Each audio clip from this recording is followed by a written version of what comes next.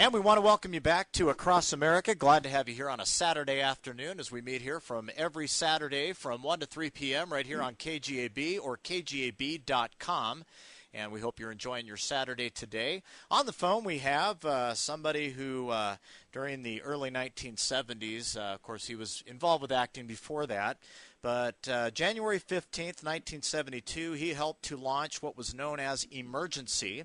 And I'm talking about one of the lead stars of that, the man who played Johnny Gage, Mr. Randy Mantooth. Glad to have you on Across America, Randy. No, thank you, Gary. I appreciate it. And so you've been a busy man since the early 70s, and I was but a lad back then, and so I caught some of the live, but probably caught a lot of the reruns, and I know a lot of our friends back on the block. You and Kevin Ty were a couple of our heroes, and of course we would play Emergency and Chips on our bicycles and things like that when we were kids. Tell us a little bit about how you got involved with the series Emergency. Well, you mentioned that I was an actor before that. Not by much I wasn't. I had just graduated from the American Academy of Dramatic Arts in New York and was signed to a contract at Universal Studios from New York. They flew me out there. Of course, I'm from California. I was born in California. Right. So they just flew me back home. And I was in a contract for about 6 months before. I did a television series called The Bold Ones, I think it was, and it was one of the very first things I ever did. And I had a scene with Hal Holbrook, and the scene was a great one. I played a young lieutenant who gave the order to fire at Kent State, and Wow. and how the guilt that he was going through. And Bob Senator who was the executive producer of Emergency, which didn't exist at that time, they were just developing the show. He saw that piece of film, and he looked up and he said, "That's my Johnny Gage." And then my bosses there at Universal brought me in one day, and I was only 20 years old. They brought me in, and they sat me down, and they said, "Okay, you're going to be playing Los Angeles County firefighter paramedic Johnny Gage for this new show called Emergency." And the first thing I said was, "What's a paramedic?" Right. Because that word, didn't even really exist at that time. And then I said, "No, I don't think I want to do it." And they were shocked, and they said, "You have to understand, I was under contract, so there was nothing I could do about it." And they said, just for curiosity's sake, why don't you want to do it? And I said, "Well, this is a Jack Webb show, right?" And they said, "Yeah." And they said, "Well, they'll make me want to cut my hair. I'll have to cut my hair, right?" And they said, "Yeah, probably." And I said, "Well, I don't really want to cut my hair." And they said, "Shut up and sit down." So luckily they didn't pay any attention to what I was saying. Absolutely, yeah, and you did have some longer hair in the earlier series. It was shorter. But during that time when Emergency first came out, and you did say that paramedics weren't really known at the time, but we do know that there were some pilot programs across the United States with paramedics joining the fire departments. Was Emergency that gave them the idea of that, or were there already some pilot programs in place at the time of the programming? Yeah, no, there were four places in Miami in the late 60s, 68, 69, and maybe 70. There were four totally independent. They didn't even know about one another. There were four doctors here in America. Dr. Nagel from Miami. He was developing this program of using firefighters in the field to act as the eyes and ears and hands of the doctors out in the field. Then up in Seattle, Washington, Dr. Leonard Cobb was doing the same thing. And in Los Angeles, Dr. Michael Criley, who we renamed Dr. Brackett, and he was working out of Harbor General Hospital, which we renamed Rampart. And a Dr. Walter Graff, they started to develop this idea of using these specially trained personnel out in the field, and these specially trained personnel all happen to be firefighters. So, but in each case, in Miami, Seattle, and also in Columbus, Ohio. I don't want to forget them. They were very important too. But nowhere else, and nobody really knew the word paramedic. And basically, they couldn't. Everybody was so anti-paramedic at that time. Doctors hated the idea because they just felt that nobody could do what they do in the field. Nurses, of course, hated it because they thought they were being replaced. And politicians hated it because they didn't know how to fund it. They didn't want to raise taxes. They didn't want to. They just felt it was going to be too expensive. They didn't know how to pay for it. And so basically this whole idea of paramedics was dead in the water.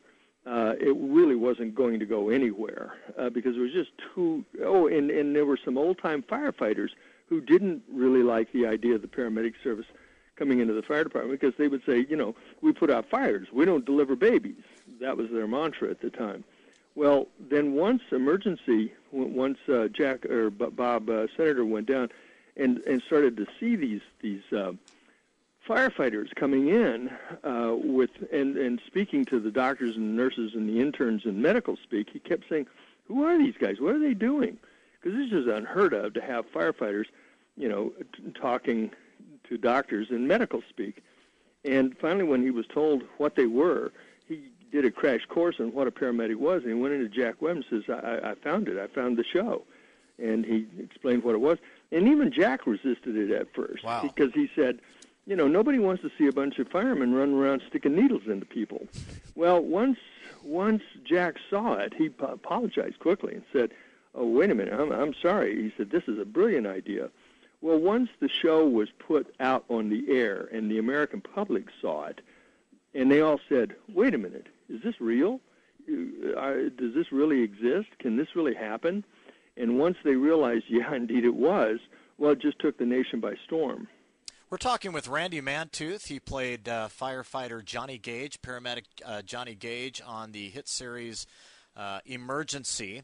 Now, it looked like your guys' crew there in the fire department was pretty tight. One of the comical things was the spat back and forth between you and Tim Donnelly, who played Chet Kelly. Mm-hmm. How was the relationship in real life? You guys were probably buddies, or?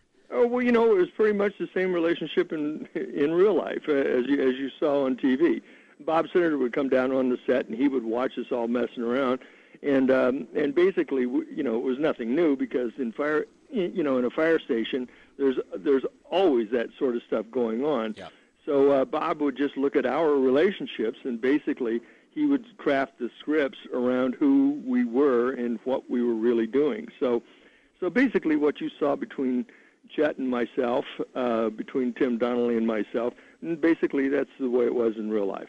That's neat. Now, the fire station, let's talk about that just a little bit. That was located in Carson. In Carson, California. Right. And how did we secure that for the series?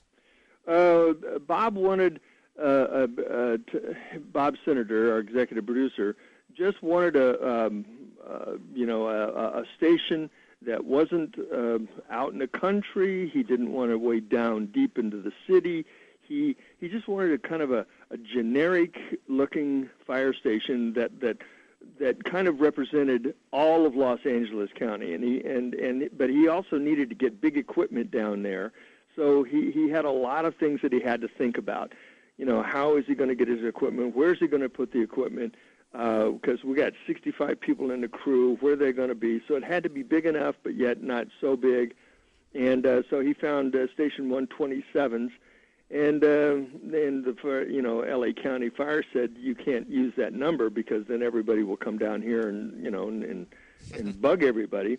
And so they said, well, okay, well, what number can we use? And he said, well, they gave him a whole list of stations that had been deactivated or shut down, and there were only maybe about 7, 8, 9, 10, I don't know, stations that didn't have this number, and the first number Bob saw was 51, and he said, well, what's wrong with that number there?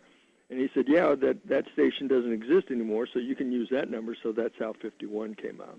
Now, were a lot of these scenes shot in a backlot at Universal Studios somewhere, or was this? This is yeah. A lot of it was shot there, but mostly it was shot all over Los Angeles. I mean, it was kind of funny. Everybody said, hey, you want a building destroyed? Just call emergency. They'll come and burn it down for you. And we did. We burnt most of L.A. during those 7 years. That's great. Little renovation. And one last question about emergency, Randy. Where's Squad 51 now? The actual. It's at the L.A. County Fire Museum, along with the Ward LaFrance that we used for 5 of those 7 years, and then the crown, the crown that we used for the first year. Okay, very good. We're talking with Randy Mantooth here on Across America Today, and when we come back, we will continue our discussion with Mr. Johnny Gage, a.k.a. Randy Mantooth, right here on Across America. Don't you dare go away. We'll be right back after this. Okay, here we go.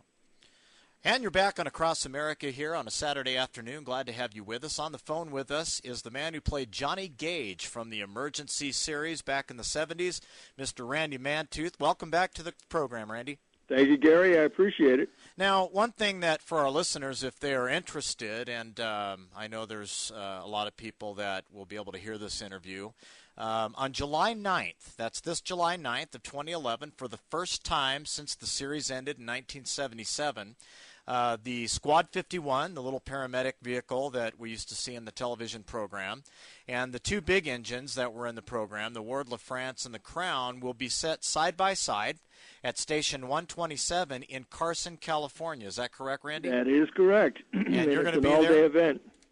And you're going to be there as well? I will be there. I'll be there for a couple hours. I promised them that I would sign some autographs and some pictures, but I will be there for a portion of that day, yes. And what time does that kick off? Do you know? I'm not really sure, but I believe it kicks off at 10 o'clock, and I believe it goes right on through till about 6 o'clock. It's a barbecue, and we're honoring Universal Studios for, their cooperation in making the show.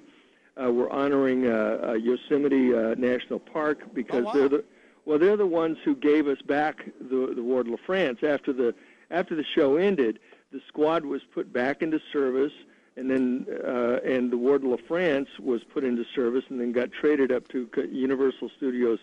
Once owned all the concessions up at Yosemite, so the Ward LaFrance was shipped up there to help fight fires up there. Well, when we found out that these things were all being used, we were afraid they were going to get destroyed, and so the L.A. County Fire Department pulled them out of service before they got hurt, or damaged, and then they were given to the L.A. County Fire Museum.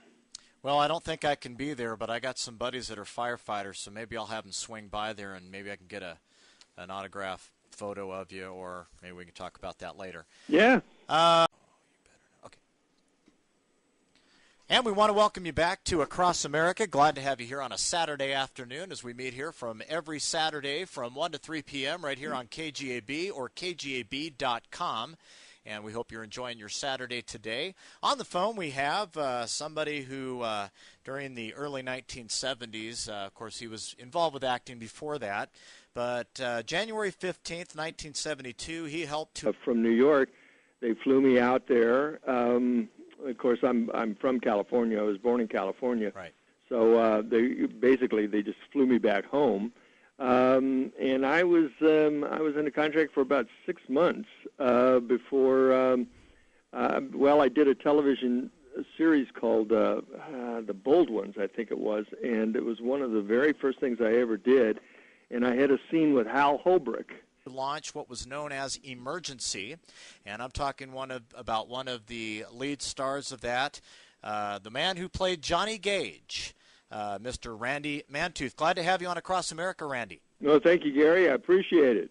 And so you've been a busy man since the early 70s, and I was but a lad back then, and so I caught some of the live, but probably caught a lot of the reruns. And I know a lot of our friends back on the block. You and Kevin Ty were a couple of our heroes, and of course we would play Emergency and Chips on our bicycles and things like that when we were kids.